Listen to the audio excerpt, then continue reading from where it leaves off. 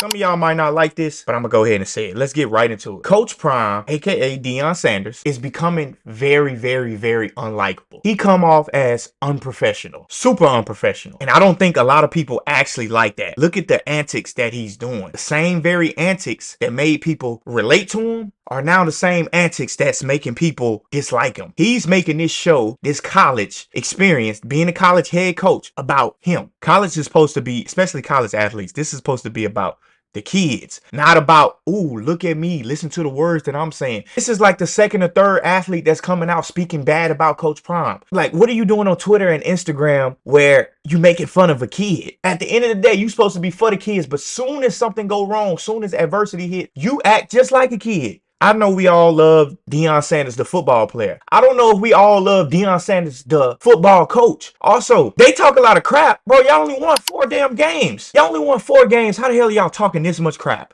That's what I don't get. That's what I don't understand. And that's what I'm not sympathizing with, because I'll be honest, I was a Colorado fan. I did want to see Colorado become a successful organization just because of Coach Prime.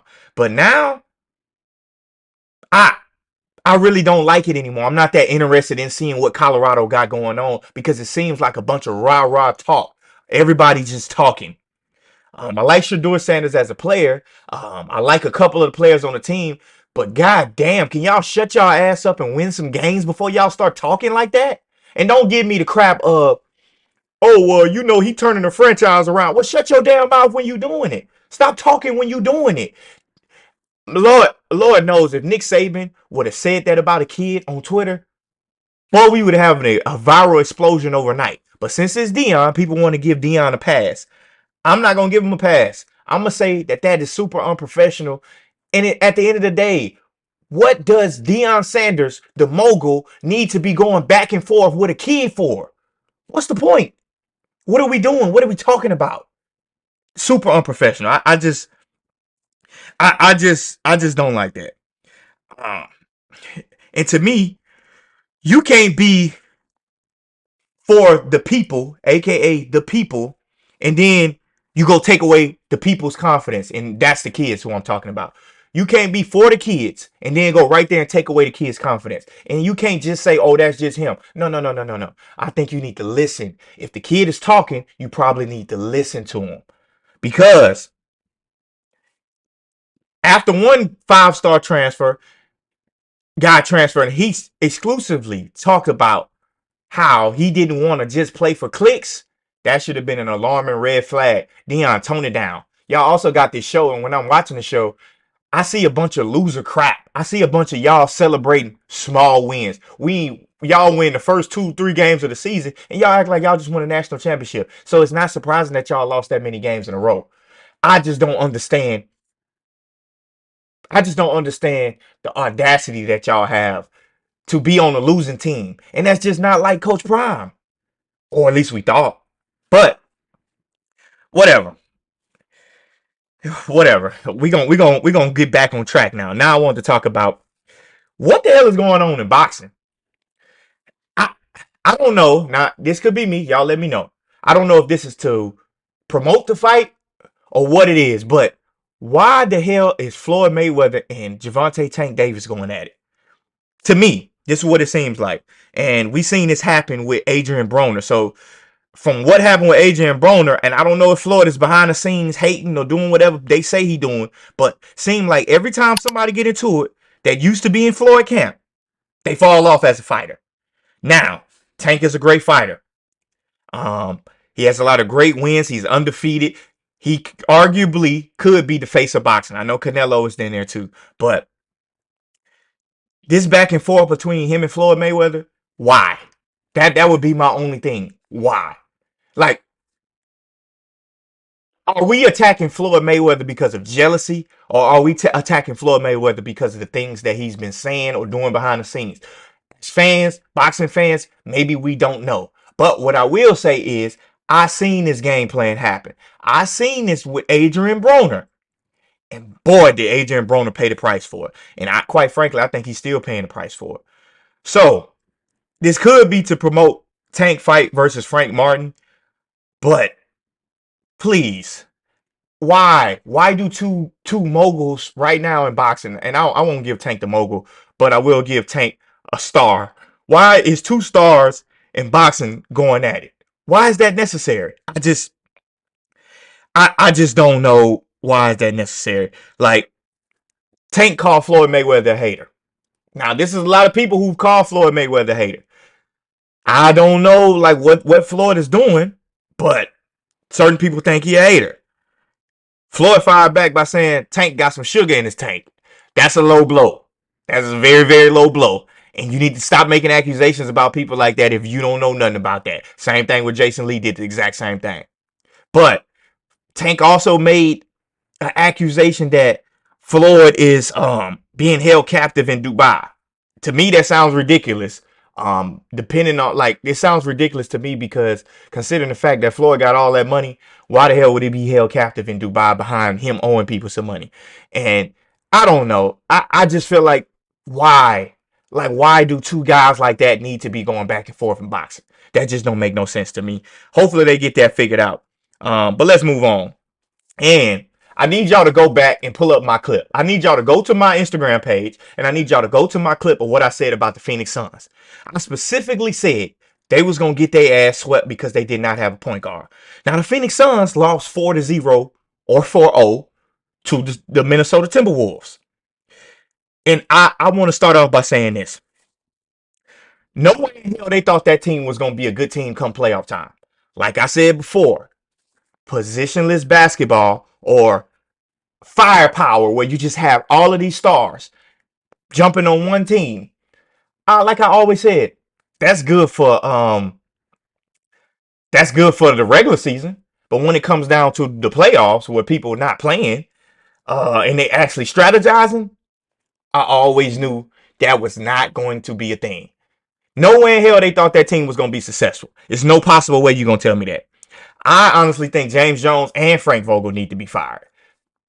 I just can't see how you hired a coach. You pretty much constructed the roster and you want to blame the coach. No. Your ass need to be fired. I don't know if Frank Vogel could have made any other adjustment, maybe besides playing Isaiah Thomas, but still that would have been a gamble because Isaiah Thomas joined the team late. He didn't go through training camp with the team. That would have just still been a hard gamble. I think that is on James Jones and Frank Vogel. Both of y'all need to be fired if that's up to me.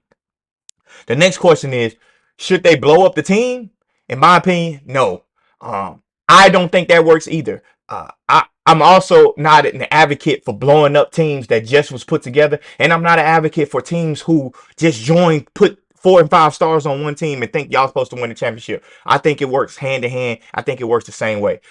I don't think you should blow it up. I think if you started that project, you have to finish that project. Maybe next year y'all go out and find a point guard or a decent center or maybe some bench players that can actually play and create for themselves and don't have to rely on stars. I think maybe you could work that together, but I don't think blowing up the team makes sense. Now, will Kevin Durant go to a new team? I have no clue. But you know that sometimes that's his MO. That is what he'll do. Um, like Shannon Sharp say, you get one divorce, it make getting another divorce super simple and super easy. So I don't know. But I think y'all just should. I think the Phoenix Suns should just build from a just a team-based standard, not just looking at stars. Now, what I would say is when you're reevaluating that roster, you already have the stars. Now you just have to fill in the missing pieces. And that's not garbage missing pieces. Like, don't just think you can put anybody with them. Be strategic about the pieces that y'all want to bring and add to the Phoenix Suns roster. There are some guys out there that's willing to take less. Like John Wall is willing to play for them for less. Maybe use that. Maybe use that type of roster construction to try to get John Wall maybe on a minimum contract. And I think if you let them go through an offseason with them, let them build, I think they're going to have some ups and downs. But adding John Wall and keeping Isaiah Thomas, I think that would be really good for the Phoenix Suns going next year. And it would be hard for them to beat once they identify who they are. The interesting thing is, I know the New York Knicks is trying to get Devin Booker away from the Suns. You might have another problem on your hand with that, but we'll see. Now, let's go to the Lakers. Denver beat the crap out the Lakers. 4-1. The Lakers only beat them one time at like 15 attempts. You ought to be a damn shame of yourself. That's my thing on that. Jamal Murray did have a hell of a series, though. Credit to him, because all the adversity that he went through, when we saw Jamal Murray go crazy, I think in the bubble, when he started going crazy, I think that gave him a dose of confidence, because, boy, when it's time for the playoffs, that boy be hooping.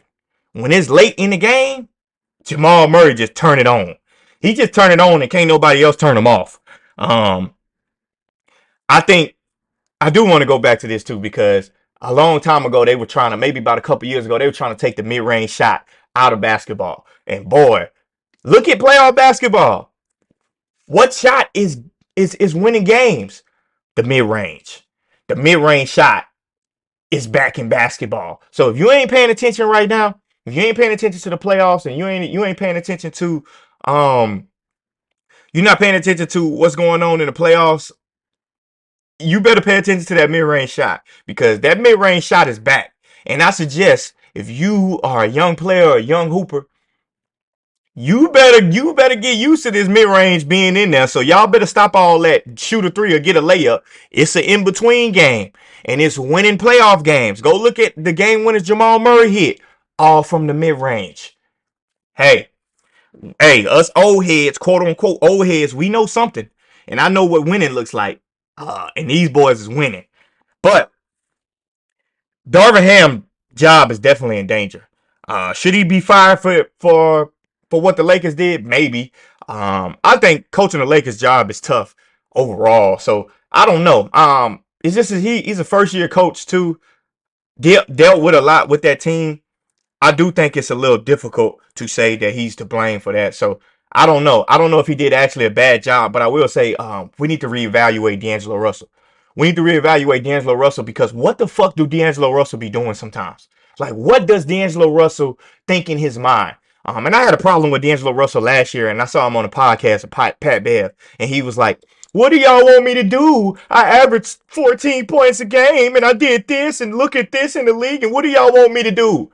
D'Angelo Russell, brother, we want you to not shit and piss in the bed in the playoffs. That's all we want you to do. We want you to play like the D'Angelo Russell we know you can play.